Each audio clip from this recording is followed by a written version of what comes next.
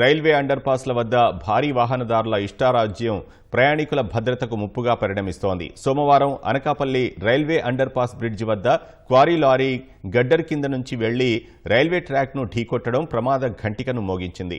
గడ్డర్ల రక్షణ ఆవశ్యకతను మా ప్రతినిధి ఆదిత్య పవన్ అందిస్తారు.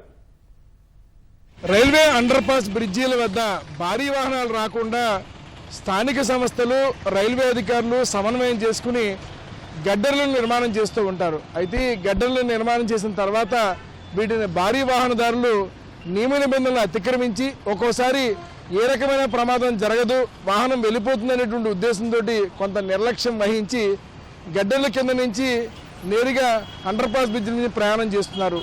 ఫలితంగా ఏదైనా ప్రమాదం జరిగితే ముఖ్యంగా వెనుకున్నటువంటి రైల్వే ట్రాకులకి ఇబ్బంది కలుగుతుంది. ఒకవేళ ఆ వాహనం ప్రయాణం చేసే సమయంలో పైనుంచి రైలు వెళ్తున్నట్టయితే ఒక భారీ రైలు ప్రమాదం కూడా జరిగేటువంటి ప్రమాదం ఉంది. అనకాపల్లిలో కూడా ఈ రకంగానే ఒక భారీ వాహనం నిర్లక్ష్యంగా ముందుకు వెళ్ళడం వల్ల రైల్వే ట్రాక్ వంగిపోయింది. ఫలితంగా రైలు ఆలస్యం జరిగింది. అయితే అదృష్టం కొద్దీ ఆ సమయంలో ఏ రకమైనటువంటి ప్రయాణికుల రైలు లేదు కాబట్టి పెద్ద ప్రమాదం జరగలేదు కాబట్టి అందరూ ఊపిరి పీల్చుకునే పరిస్థితి ఉంది. రైల్వే అధికారులు, పోలీసులు, స్థానిక సంస్థలు ముగ్గురు కూడా సమన్వయం చేసుకుని ముఖ్యంగా ఈ తరహా రైల్వే అండర్ పాస్ వద్ద ఉన్నటువంటి గడ్డర్ల వద్ద జాగ్రత్తలు ఉండాలి. ముఖ్యంగా భారీ వాహనాలు అతిక్రమించకుండా జాగ్రత్తలు తీసుకోవాలి.